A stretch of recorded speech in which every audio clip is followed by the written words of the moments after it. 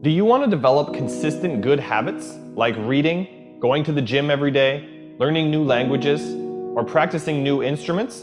Or do you want to kick bad habits like eating unhealthy food, biting your nails, watching too much TV? 3 years from now, you can have what you need. You got to be careful about it. You can't have everything. You can have what would be good for you, but you have to figure out what it is, and then you have to aim at it. We know that sometimes you can be uncomfortable, but you can be uncomfortable and hopeful rather than uncomfortable and fearful. People go through their lives without knowing what it is they want to do. You don't have to be where you think you want to be in order to be happy. You just got to be on the way to where you want to be in order to be happy. You are going to get what you're looking for. So if you're looking for success, you're looking for happiness, you're looking for prospects, you're looking for recruits or clients, I'm telling you, the more you're consciously looking for those things, you're going to see them. When you're looking to win, you're looking for victory. Sit on your bed one day and ask yourself, what remarkably stupid things am I doing on a regular basis to absolutely screw up my life? And if you actually ask that question, but you have to want to know the answer, right? Because that's actually what asking the question means. It doesn't mean just mouthing the words. It means you have to decide that you want to know. And so be very careful what you set your mind towards, what your outcomes are, because you're going to find them. Your mind's powerful. You're powerful. You're more powerful than you think you are. And if you could just get clear on what you're looking for, get super specific with great clarity, great specificity about what it is you want, it's sitting there for you to find if you look for it. The time is now. The time is now to express and for people to believe in themselves. The time is now for it to be okay to be great. Right there and then, you have an opportunity to steer your thoughts and your emotions in the direction that you want them to go, not in the direction that they're telling you to go. In other words, you can literally choose to seize the day, or you can let the day seize you. If you're fearful all the time, your point of attraction is very far from what you really want. If you're ornery all the time, or a lot of the time, your point of attraction is different from what you want. Your emotions are your indicator of what you're doing vibrationally. Have you been listening to us long enough to sort of understand what we mean by that? Don't worry about what needs to be done. Think about who you have to be in order to get it done. Did you ever have a dream that was so big that you thought it was almost impossible to achieve? I've had those dreams. And while not every dream has become a reality, along the way I learned a powerful approach of picturing that has helped me achieve most. Since that day, I've had other dreams, other big dreams. And in each case, I would picture where I wanted to be, and I would visualize what I would be doing and who I would be doing with when I got there.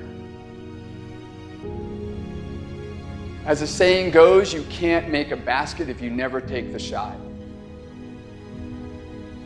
I knew I would miss the shot sometimes, and the failure would dampen my spirit, but I would be better off for my efforts and I would be okay. People are addicted to all kinds of things, substances, but one of the greatest addictions, or rather the greatest addiction, you never read about it in the papers, because the people who are addicted to it don't know it. It's the addiction to thinking. It's actually addictive. Can't stop thinking. It's like can't stop drinking, can't stop smoking, can't stop eating, can't stop thinking. You have the option of taking it hard or taking it easy, of making the worst of it or making the best of it, of giving it your undivided attention, of giving it very little of your attention. You have more control over your focus than most of you have been exercising. And when you begin caring about how you feel more than everything else put together, so that you exercise your ability to focus upon things that do feel good, you begin to discover that in every particle of the universe there is that which is wanted and lack of it. My visualization has helped me achieve most of my goals. And what I learned along the way is it didn't take twice as much effort. It only took an extra 10%. When we fail, life continues as it is. We can stay in our comfort zone. Success, on the other hand, challenges us. It pushes us and it exposes us to rejection. How are we going to manage this new success? If you're not happy, you're not successful. If you're not enjoying yourself during the process of whatever it is you're trying to achieve, there's a problem. To me, the biggest disease on this planet is unhappiness. And the reason why people are unhappy is because we have a tendency to keep focusing, as I said, on what we don't have, on what's not working in our lives, instead of allowing ourselves to shift our focus and our way of thinking. People always want to be like, follow your dreams, follow your dreams, follow your dreams. My dream was always to be a rap artist, right? But I had to get a job. So I had to focus on my job. And then I made money to follow my dream. One of the main reasons that people don't get what they want is because they don't actually figure out what it is. And the probability that you're going to get what would be good for you, let's say, which would even be better than what you want, right? Because, you know, you might be wrong about what you want easily. But maybe you could get what would really be good for you. You have the freedom to think anything you want. You were born extremely confident. You came into this world knowing how wonderful you are. So choose new thoughts to think about yourself, and choose new words to tell yourself how magnificent you are, and that you deserve all the good that life has to offer. First thing in the morning and last thing in the evening, I want you to look into your eyes and say, I love you. I really love you. Your first goal, this is what I'm suggesting, your first goal when you open up your eyes should be to focus on the things that ignite your spirit and bring you joy. I want you to focus on the things that you appreciate in your life, the things that you're grateful for. I don't care who it is or what it is. Maybe it's the person lying next to you. Maybe you're thinking of your children. Maybe you're thinking of the dog or the cat lying by the side of the bed. A particular goal that you achieved. Maybe there's an event coming up on the weekend. Maybe you're meeting with your friends for lunch. You see, folks, it doesn't matter who it is or what it is. There's always something to be grateful for, to appreciate. And what I'm asking you to do in those few moments before you crank and get into your day is to focus on these things. Then why am I asking you to do this? Because an attitude of gratitude simply makes you feel good. And feeling good is the fuel that drives motivation. We've all made wrong choices and done things that we knew were not the best. It's one thing when other people do us wrong. We had a bad break. It wasn't our fault.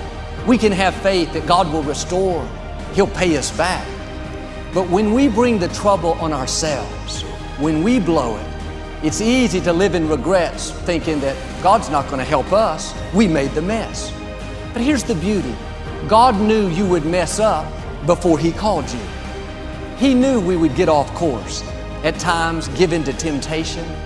He didn't base His plan for your life on you making perfect decisions.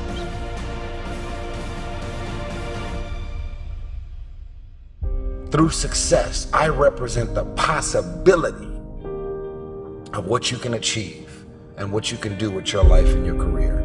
Other people's success represents the possibility of what you can do. Those are the records that you can sell. Those are the type of tours that you can do. Those are the kind of songs that you can produce and the songs that you can write. Those are the millions of dollars that you can get, or billions. Those are the type of architectural drawings and buildings that you can build. Those are the type of books that you can sell. Everybody else's success represents the possibility of what you could do.